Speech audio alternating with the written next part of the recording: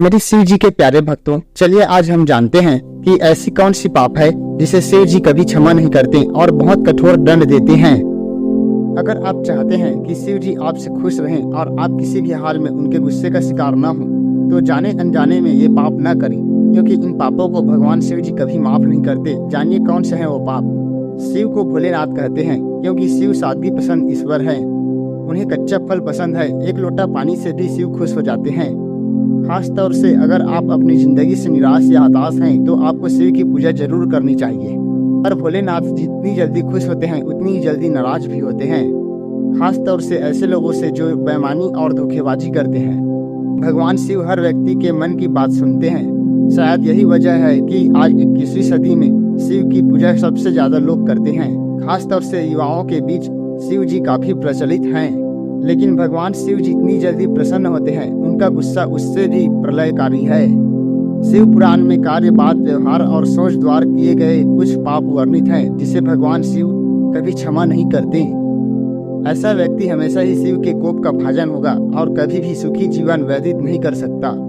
आपने सुना होगा कि ऊपर वाले से कुछ छिपा नहीं है।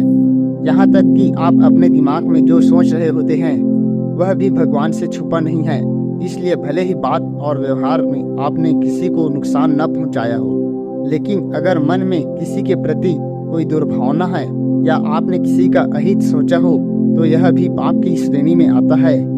भगवान शिव को ऐसे लोग बिल्कुल पसंद नहीं हैं जो अपने रिश्ते में ईमानदारी नहीं रखते।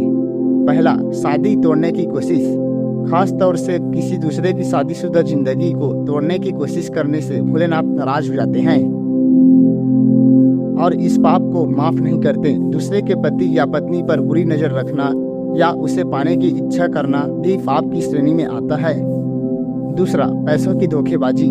दूसरों का धन अपना बनाने की चाह रखना, पैसों की हेराफेरी करना और धन संपत्ति लूटना भी पाप की श्रेणी में आता है। भगवान शिव के लिए यह अक्षम्य अपराध है।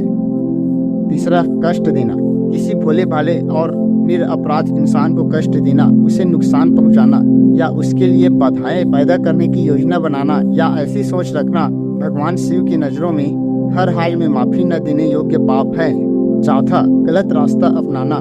कुछ लोग रास्ता भटक जाते हैं पर सही निर्देश मिलने पर वापस सही रास्ते पर आ जाते हैं, पर कुछ लोग ऐसे भी होते हैं जो सही सुझाव मिलने के बावजूद बुराई का साथ नहीं छोड़ते और बुरी राह को खुद चुनते हैं। ऐसे लोगों के पाप अक्षम्य होते हैं।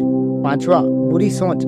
शिव पुराण के अनुसार जिस प्रकार आप किसी का बुरा नहीं करने के बावजूद उसके लिए बुरी सोच रखने के कारण भी पाप के हकदार और दंड की श्रेणी में आ जाते हैं, उसी प्रकार भले ही आपने अपने कार्य से किसी का बुरा न किया हो, लेकिन आपकी बोली अक्षम्य पापों का हकदार भी बना सकती है। छठवां, गर्भवती महिला को कुवचन। किसी गर्भवती महिला या मासिक के दौरान किसी महिला को कटु वचन कहना या अपनी बातों से उनका दिल दुखाना शिव की नजरों में अक्षम्य अपराध और पाप है। सातवां, नुकसान पहुंचाने के लिए झूठ बोलना।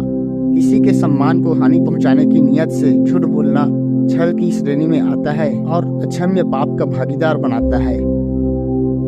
आठवां, अफवाह फैलाना। समाज में किसी के मान सम्मान को हानि पहुंचाने की नियत से या उसकी पीठ पीछे बातें करना या अफवाह फैलाना एक अक्षम्य पाप है।